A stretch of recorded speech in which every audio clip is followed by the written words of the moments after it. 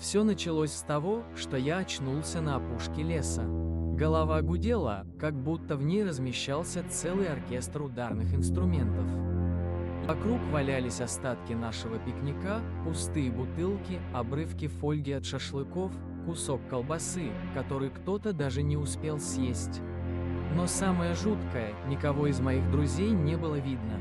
Я попытался вспомнить, что произошло. Мы приехали днем, все было весело. Музыка, смех, еда. А потом я, видимо, перебрал с алкоголем.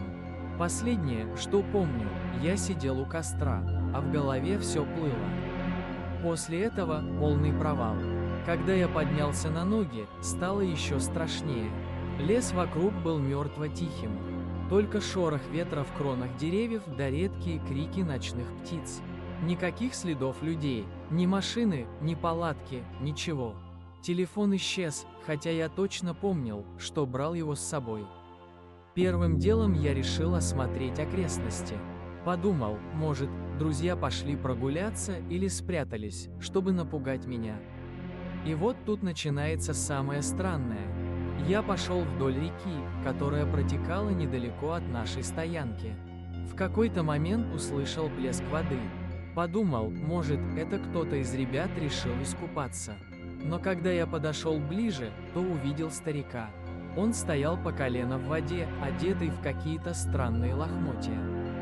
Его лицо было покрыто глубокими морщинами, а глаза, они казались абсолютно черными, без единого проблеска белка. «Эй, вы видели моих друзей?» Крикнул я ему. Старик медленно повернулся ко мне и улыбнулся. Улыбка была настолько широкой, что ее уголки почти доставали до ушей. Он не ответил, только указал пальцем куда-то вглубь леса. Я хотел задать еще вопрос, но он внезапно шагнул в воду и исчез. Просто растворился, будто его никогда там не было. Это меня, конечно, напугало, но я решил, что нужно идти туда, куда он показывал. Может, там есть дорога или хотя бы какой-то ориентир. Через некоторое время я наткнулся на старую избушку. Она выглядела так, будто ее давно покинули. Стены покосились, крыша местами провалилась, а окна были заколочены досками. Но что-то притягивало меня внутрь. Я подумал, может, там найду телефон или хотя бы карту. Внутри было темно и сыро. На полу валялись старые газеты, ржавые консервные банки и какие-то тряпки. Но в углу я заметил странный светящийся предмет.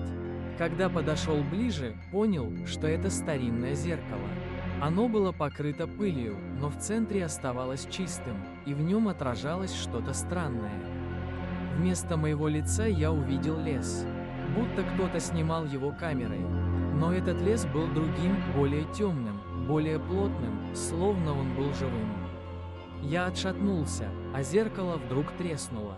Из трещины начал сочиться туман. Я выбежал из избушки, но этот туман как будто последовал за мной. Он обволакивал деревья, искажал их формы. Казалось, сам лес начал меняться. Потом я услышал смех. Сначала подумал, что это мои друзья наконец-то нашлись. Но чем ближе я подходил, тем сильнее понимал, что это не они. Смех был слишком звонким, слишком ненастоящим. На поляне я увидел тех самых существ, полупрозрачных девушек в легких одеяниях. Они кружились в танце, который завораживал, но одновременно вызывал страх.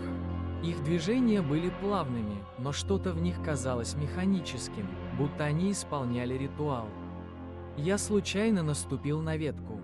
Хруст раздался такой громкий, что я сам вздрогнул. Девушки замерли, как статуи, а потом все разом повернулись ко мне. Их лица, боже, их лица начали меняться прямо на глазах. Поначалу они казались прекрасными, но потом их черты стали искажаться, превращаясь в гримасы ужаса и боли. Я побежал. Не знаю, сколько времени я бежал, но в какой-то момент оказался в болоте. Эти твари появились из ниоткуда. Сначала я просто чувствовал, что почва под ногами становится мягкой, вязкой. А потом увидел их маленькие существа, сделанные из грязи. Они вылезали из трясины, их лица были искажены жуткими ухмылками. Они хватали меня за ноги, пытались затянуть в болото. Я кричал, барахтался, пытался выбраться, но их становилось все больше. В какой-то момент я уже чувствовал, как холодная грязь поднимается выше колен, выше пояса.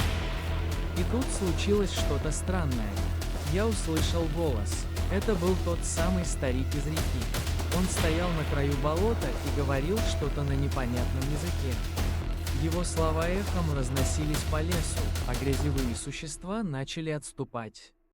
Они буквально растворялись в болоте, пока я не остался один.